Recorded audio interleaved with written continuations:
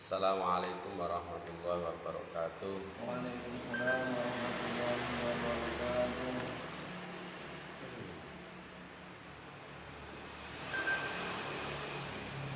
Bismillahirrahmanirrahim. Al-Fatihah. Ya Allah ya Mas.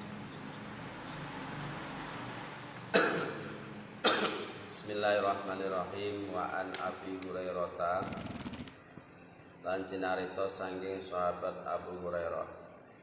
Kala ngendika sapa Abu Hurairah, kala dawuh sapa Rasulullah sallallahu alaihi wasallam, idza sajada nalikane sujud sapa ahadukum salah sijine sira kabeh. Idza sajada nalikane sujud sapa ahadukum salah sijine sira kabeh.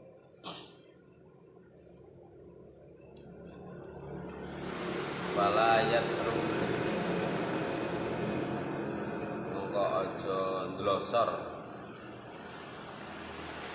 sapa ahad kama yatruku kaya oleh ndlosor apa albairu unta. Kama yatruku kaya oleh ndlosor apa albairu unta. Wal yadha lan nyalehna sapa ahad yatehi ing tangan lorone ahad qabla rukbataihi ing sadurunge qabla rukbataihi ing dalem sadurunge denggole ahad. Akhrajahu nentokake ing hadis sapa salah satu imam telu.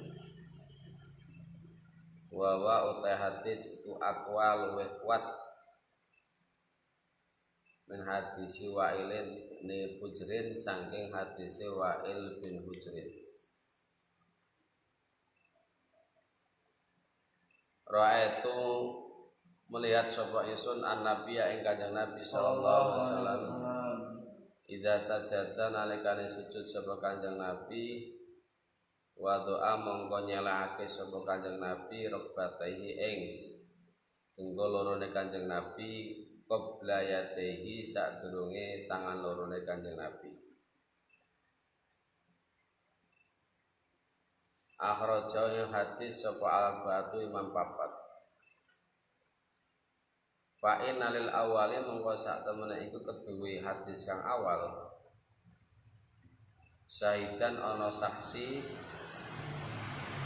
min hadis Ibnu Umar saking hadis Ibnu Umar radhiyallahu anhu. Sahahu wis nyukake hadis sapa Ibnu Huzaimah. Wa dzakarahu lan nutur ing hadis sapa Al-Bukhari Imam Bukhari mu'alaqon ing hadis mu'alaq mauqufan kang mauquf. Hadis ini menjelaskan tentang perbedaan perbuatan Nabi ketika sujud dari berdiri rukuk berdiri kan i'tidal kemudian sujud ini yang diletakkan tangannya dulu atau lututnya dulu. Maka ada dua perbuatan.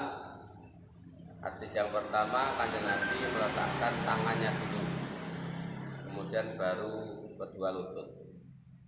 Hadis yang kedua, Kanjeng Nabi meletakkan lutut dulu, baru kedua tangannya. Nah, kalau yang selama ini kita praktekkan, kita lakukan, biasanya kita meletakkan lutut dulu, baru kemudian tangan. Dari i'tidal mau sujud, ini kebanyakan kalau kita praktekkan lutut dulu, baru tangan. Nah, monggo, jadi ada dua perbuatan Nabi. Kita mau ambil yang mana monggo. Tapi Imam Syafi'i ini meletakkan lutut dulu, kemudian baru kedua tangan. Wa an Ibnu Umar radhiyallahu anhu anna Rasulullah Rasulullah sallallahu alaihi wasallam iku kana ana sapa Kanjeng Nabi iku idza qa'ada nalikane lenggah sapa Kanjeng Nabi litasyahudi krana tahiyat. Tasyahud karena tasyahud boleh tahiyat. wa doa mongko nyelake sapa Kanjeng Nabi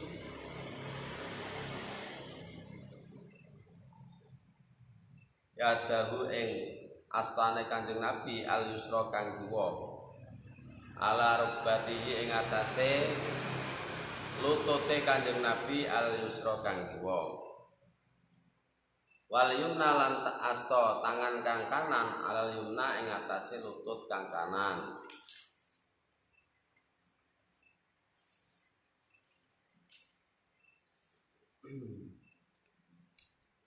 wa aqdalan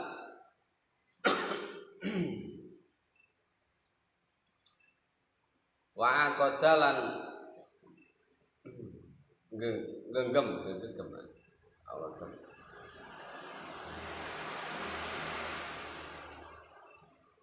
gegem sapa Kanjeng Nabi salasan kelawan telu wa khamsinalan 5 artinya yang 5 apa namanya kode yang ini wa khamsinalan 50 maksudnya ayat ala al-hiba mu'taridotan tahtas mas musabaha jadi ini tes wa asarolan awa isyarah sapa Kanjeng Nabi bi usbui kelawan driji penunjuke Kanjeng Nabi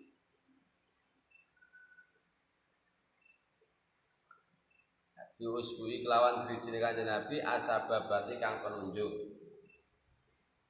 untuk yang penunjuk buat isyarah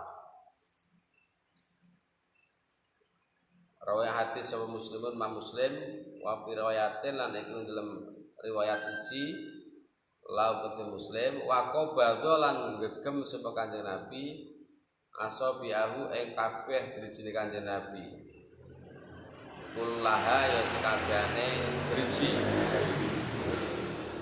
wa asyara lan isyarah sapa Kanjeng Nabi bilati kelawan driji tali kang nyandingi apa driji al ibhama ing ibu jari. Jadi ada riwayat lagi ya Kanjeng Nabi gegemnya begini. Ada lagi semuanya. Nah, kemudian baru awal isyarah. Yang kita lakukan yang pertama itu yang 3 ke belakang, yang 1 ke depan ditumpuk. Kemudian maka isyarat. Wa an Abdullah bin Mas'ud dan cinatos saking sahabat Abdullah bin Mas'ud radhiyallahu anhu. Jadi dari hadis yang bermacam-macam ini maka berlaku juga fikih yang bermacam-macam tentang perbuatan sholat. Tapi intinya sama. Intinya sama itu ya ada rukuknya, ya ada sujudnya, ya ada i'tidalnya, ada Fatihahnya, ada sujud, ada duduk di antara 2 sujud, sama intinya. Tapi cuman duduknya seperti apa, rukuknya seperti apa, ini memang terjadi beberapa pendapat berdasarkan beberapa praktek Kanjeng Nabi dalam hadisnya. Seperti kemarin ketika takbir ada yang begini, ada yang begini, ada yang di atas pusar, di bawah pusar, ada yang pas di atas pas di dada. Monggo prakteknya. Wa an Abdullah bin Mas'ud dan jenatos sange Abdullah bin Mas'ud kolan niku sapa Abdullah bin Mas'ud iltafata noleh sapa Kanjeng Nabi iltafata noleh ilaina maring kita sapa Rasulullah sallallahu alaihi wasallam. Paparang lidawuh sapa Kanjeng Nabi idza shalla nalikane salat sapa ahadukum salah jenis sira kabeh fal yaqul monggo becik ngucap sira kabeh at-tahiyatu lillah wassalatu watthayyibatu assalamu alayka ayyuhan nabiy wa rahmatullahi wa barakatuh. Assalamu alayna wa ala ibadillahi sholihin. Asyhadu an la ilaha illallah wa asyhadu anna Muhammadan abduhu wa rasuluh. Tsumma tumal takhayyar tumal ya takhayyar nuli ngenakake milih sapa Kanjeng Nabi minat doai saking doa ajabahu kang gumunake apa doa ing Kanjeng Nabi ilahi marang Kanjeng Nabi. Wayat mongko nuli ndonga sapa Kanjeng Nabi. Nah, ini at-tahiyat intinya itu. Di at-tahiyat itu beda dengan sholawat. Sholawat sendiri, at-tahiyat sendiri. At-tahiyat ada yang paling sempurna, ada yang paling sedikit. Kalau sedikit at-tahiyatu lillah. Assalamu alayka ayyuhan nabi wa rahmatullah. Assalamu ala wa ala ibadillahi sholihin. Asyhadu an la ilaha illallah wa asyhadu anna Muhammadan abduhu wa rasuluh. Itu at-tahiyat yang paling pendek. Kalau yang panjang ya at-tahiyatul mubarakatus sholawatut thayyibat lillah, itu kalau yang sempurna. Tapi kita kadang wajib memakai yang pendek. Kalau yang panjang kan sunnah. Tapi kita kadang wajib memakai yang pendek at-tahiyat lillah. Ketika apa? Ketika waktu sholatnya itu sudah mepet. Jadi ketika waktu sholatnya sudah mepet, kita sudah tidak diperbolehkan menjalankan sunnah-sunnah. Sekira kita melakukan sunnah-sunnah nanti waktunya keluar, maka sunnah-sunnah ditinggalkan dulu. Misal baca suratnya, kemudian tasbihnya satu-satu. Yang penting tumainahnya dapat. Kemudian bacaan-bacaannya yang paling pendek, supaya sholat kita memang semuanya dilakukan di dalam waktu itu ya. Jadi kita kadang kita misal wudhu juga sama, wudhu yang bagus kita sempurna 3 kali.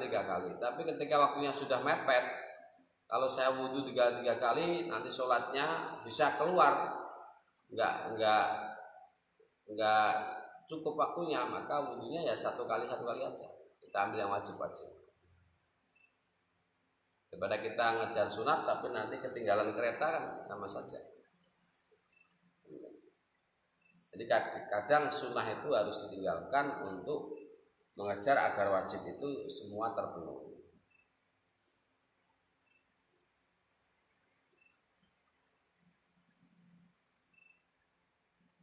Kemudian ada rukun sendiri, tahiyatnya membaca sholawat. Itu rukun sendiri. Jadi baca at-tahiyat itu rukun sendiri, baca sholawat rukun sendiri, kemudian salam itu rukun sendiri. Jadi antara tahiyat dengan sholawat ini beda. Apa maksudnya? Bukan satu paket, tapi memang itu rukun sendiri-sendiri. Walabdu telafate hadis iku lil Bukhari kedua Imam Bukhari walin Nasai lan itu kedua Imam An-Nasai kuna ana sapa kita iku nakulu ngucap sapa kita qabla ayu frodo sadurunge yen to den berdoake alena ing atas kita apa at-tasyahud tahiyat. Nah, kalau sebelum ada panduan membaca tahiyat dari syariat, maka para sahabat itu berdoa semaunya.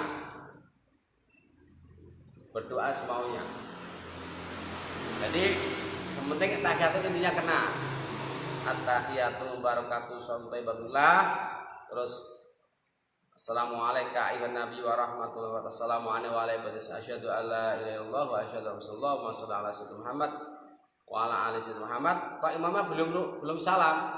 Nah, kita disunahkan membaca doa terus. Masal apa namanya? Kama sholata ala sayyidina Ibrahim wa ala alihi. Allahumma inni a'udzubika min adzabil qabri. Nah, kalau doa ini ada yang mengatakan wajib. Allahumma inni a'udzubika min adzabil qabri wa min adzabil nar wa min fitnatil mahya wal mamati wa min fitnatil dajjal. Ini ada yang mengatakan wajib. Nah, ini kalau di daerah sini ini jarang dibaca. Tapi kalau di Pantura itu pasti diajarkan. Karena memang sunnahnya sunnah muakkad. Sebab apa? Sebab ada ulama yang mewajibkan membaca doa ta'awud tadi, Allahumma inni a'udzubika min adzabil qabri min adzabil nar tadi. Maka ini harus, kalau kita mengajarkan anak-anak ini harus juga disuruh menghafalkan. Itu. Meskipun menurut Syafi'iyah sunnah, tapi sunnahnya muakkad karena Nabi tidak pernah meninggalkan itu. Sehingga ada sebagian ulama mewajibkan membaca doa Allahumma inni a'udzubika min adzabil qabri wa min adzabil nar wa min fitnatil mahya wal mamati wa min fitnatil ma'siyid dajjal. Itu harus dibaca menurut sebagian ulama. Maka sebaiknya kita kalau ngajari anak-anak ini harus diajarkan sekalian. Tidak berhenti di innaka hamidum majid. Biasanya kan berhenti di itu, baru salam, langsung salam. Nah, maka ini layak diajarkan. Ya. Kalau di Pondok Arisalah saya wajibkan untuk diajarkan. Tidak berhenti di innaka hamidum majid. Karena apa? Karena kita khurujan min khilafi man aujabahu. Jadi, kita itu disunahkan keluar dari pendapat orang yang wajibkan. Artinya kalau ada ulama yang wajibkan, maka kita disunahkan melakukan untuk menghormati. Dan itu menjadi muakkad karena Kanjeng Nabi tidak pernah meninggalkan doa tersebut. Nanti akan Wali Ahmad lan iku kedhe Imam Ahmad anna Nabi asat Kanjeng Nabi sallallahu alaihi wasallam iku allamahu mulang sapa Kanjeng Nabi Abdullah bin Mas'ud at-tasyahud ing tasyahud. Wa amaru lan perintah sapa Kanjeng Nabi ing Abdullah bin Mas'ud ayo alimahu ing yen to mulang sapa Abdullah bin Mas'ud anasa ing manungsa. Baru Kanjeng Nabi ada tuntunan baru membaca tasyahud, itu at-tahiyatul barakatuh syukurati. Kemudian Kanjeng Nabi perintah mengajarkan kepada Abdullah bin Mas'ud, kemudian agar Abdullah bin Mas'ud ini nanti mengajarkan kepada sahabat-sahabat yang lain. Wali muslimin aku ketika Muslim an Ibnu Abbas radhiyallahu anhu. Jadi Ibnu Abbas dan Ibnu Mas'ud itu dua sahabat ahli tafsir. Kebanyakan tafsir-tafsir Al-Quran itu sumbernya dari Ibnu Abbas dan Ibnu Mas'ud. Kalau Ibnu Mas'ud, beliau sampai mengatakan bahwa tidak ada ayat Al-Quran yang turun kecuali aku tahu asbabun nuzulnya. Nah, ini Ibnu Mas'ud. Meskipun ketika ayat turun Ibnu Mas'ud sedang tidak di sisi Kanjeng Nabi, tapi ketika beliau mendengar ada ayat yang turun baru, dia langsung mencari informasi. Tadi kejadiannya seperti apa? Itu seperti itu. Jadi Ibnu Mas'ud, Ibnu Abbas ini rujukan tafsir-tafsir Al-Quran. Karena beliau yang intent dengan ayat-ayat Al-Quran berkaitan dengan asbabun nuzul itu.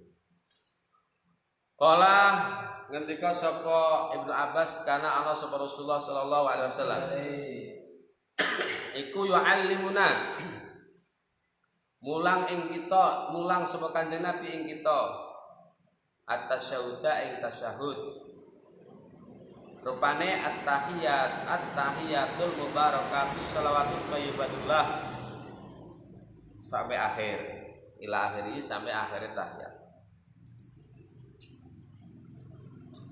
Wa an Fadlah bin Ubaid lan jenaka saking Fadlah bin Ubaid radhiyallahu anhu.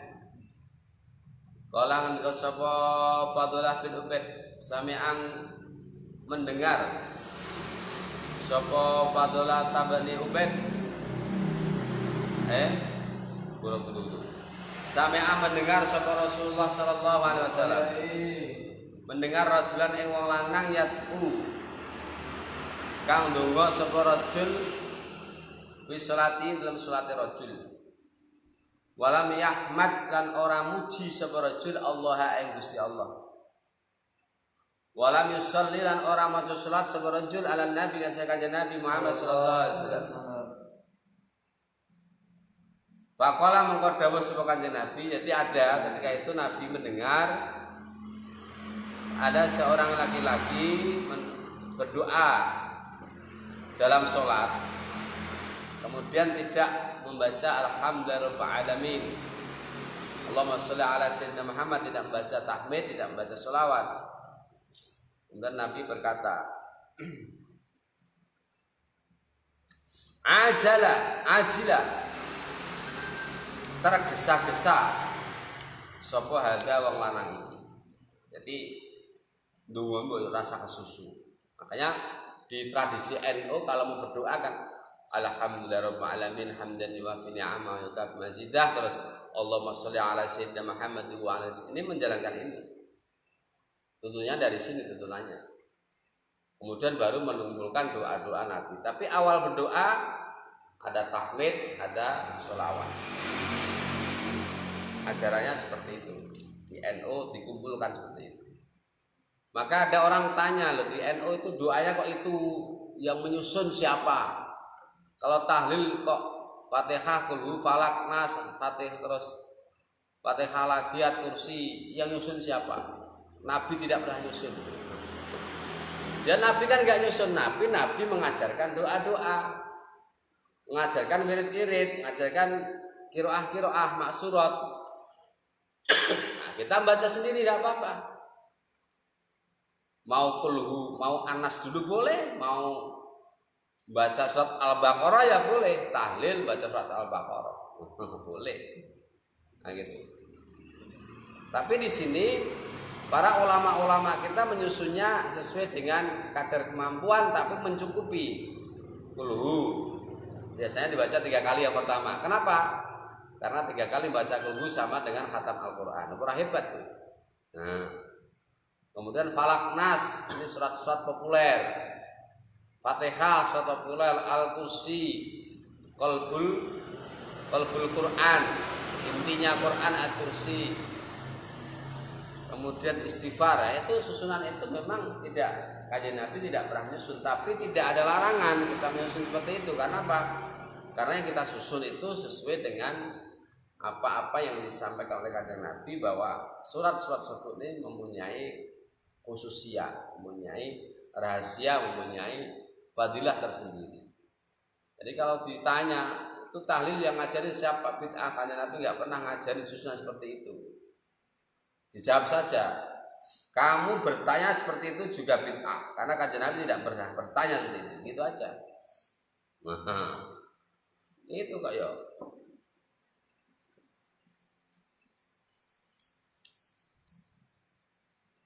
Jadi kalau berdoa kita memuji pada Allah dulu, membaca sholawat. Summa da'ahu nuli, ngundang, memanggil sebuah Kanjeng Nabi ngerojul. Faqala mengko dawuh sapa Kanjeng Nabi, idza shalat, nalikane salat sapa sira, sapa ahadukum salat sira kabeh. Wal yabda mongko ngawitana sapa ahad. Idza shalat itu maksudnya ketika berdoa ya. Idza salat ai bimana addu'a. Idza shalat nalikane ndonga sapa ahadukum salat sira kabeh.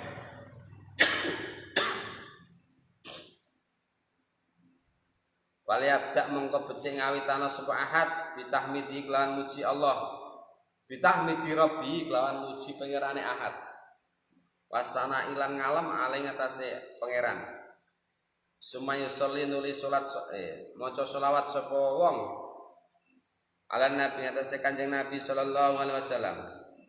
Sumaya nuli ndonga sapa wong bimalah alhamdulillah alamin hamdan wa fi ni'ama yukaf mazida ya rabbana kal hamdu. Itu aja masalahke.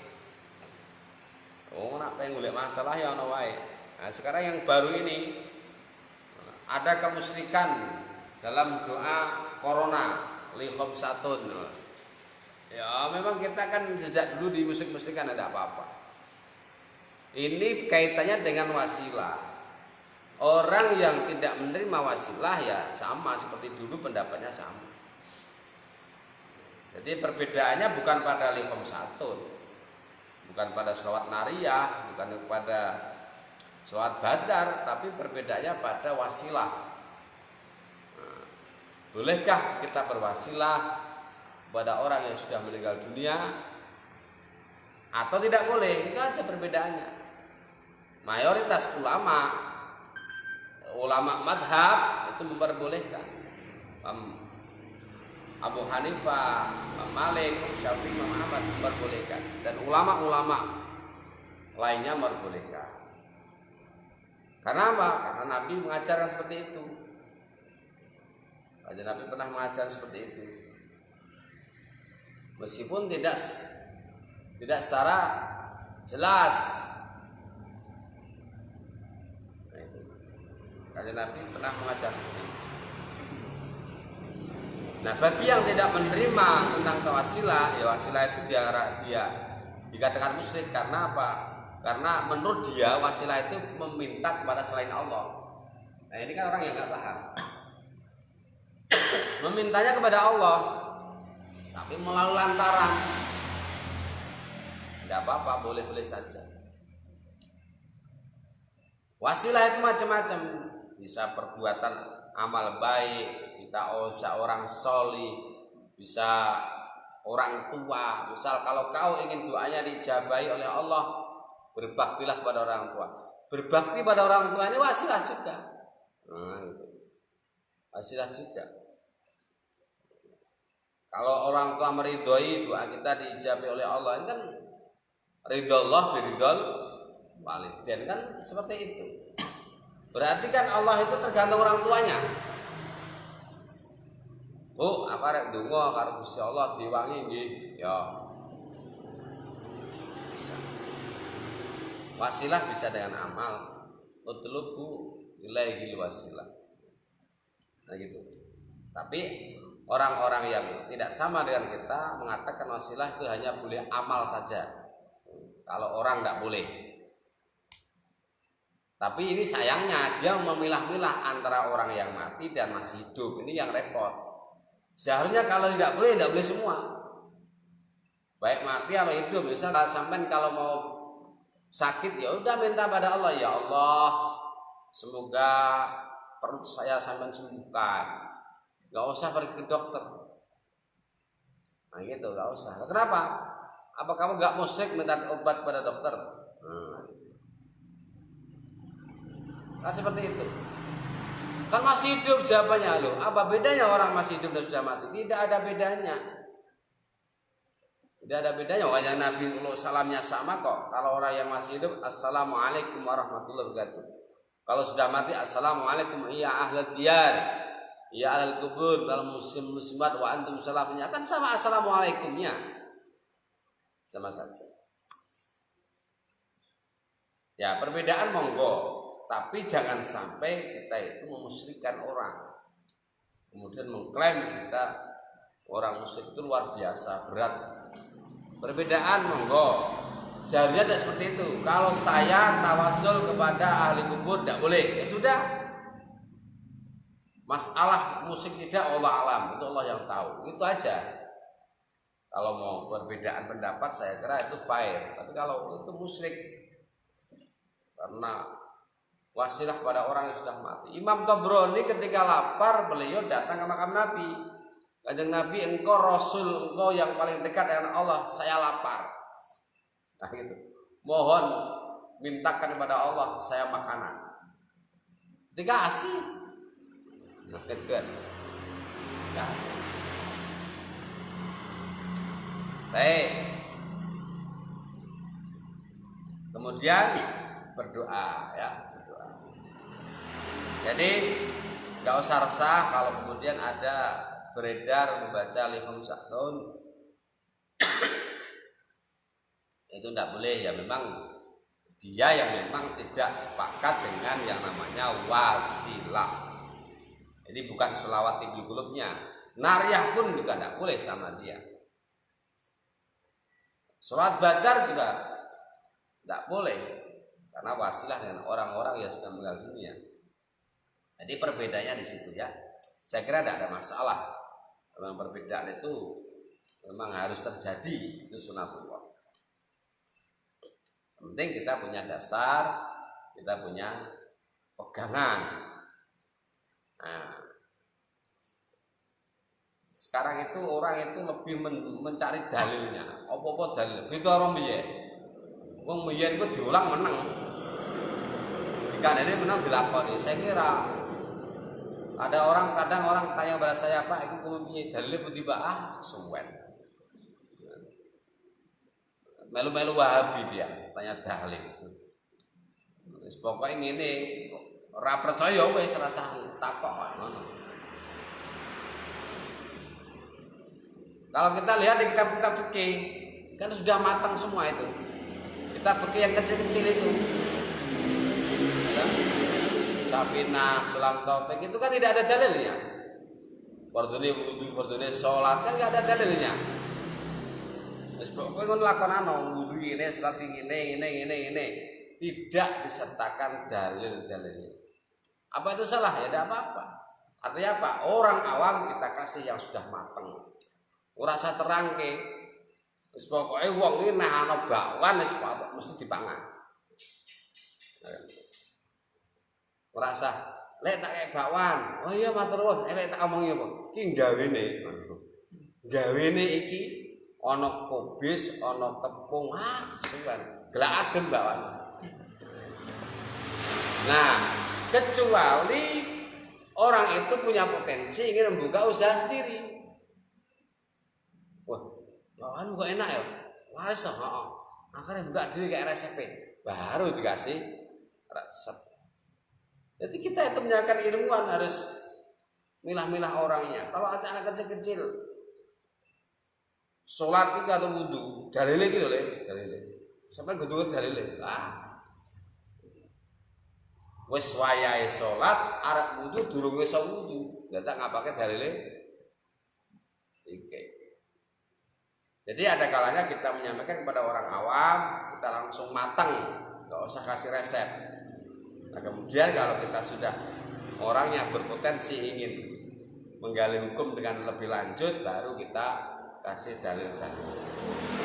Nah, sekarang enggak, sekarang itu wong dalil kabeh. Akhirnya dipangan. Takok hukum, takok dalil, dikai, dalil dinai, ora dilakoni kok. Nah ini yang memprihatinkan. Jadi semakin orang pinter itu tahu dalil itu, semakin ya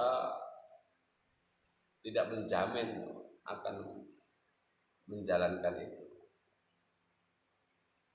Nah, misalnya kandhane le nak mangan aja tangan kiwa ra elok. Ngono wis wedi. Nah saiki dalile. Wah, sapa sing mantan kowe kaya setan Kanjeng Nabi dawuh. Wah. Panggah tangan kiwa. Soalnya apa? Kakean dalil, karo dalil iki malah ora. Sehingga dalil itu merupakan hal biasa sing ora sakral. Sing ora sakral. Rawi hadis sapa Ahmad, Imam Ahmad wasalah satu lan Imam telu wa sahahu lan nyohi hadis sapa Tirmidzi, Imam Tirmidzi wa Ibnu Hibban lan Imam Ibnu Hibban wal Hakim lan Imam Hakim wa an Abi Mas'ud wallahu a'lam bishawab. Assalamualaikum warahmatullahi wabarakatuh.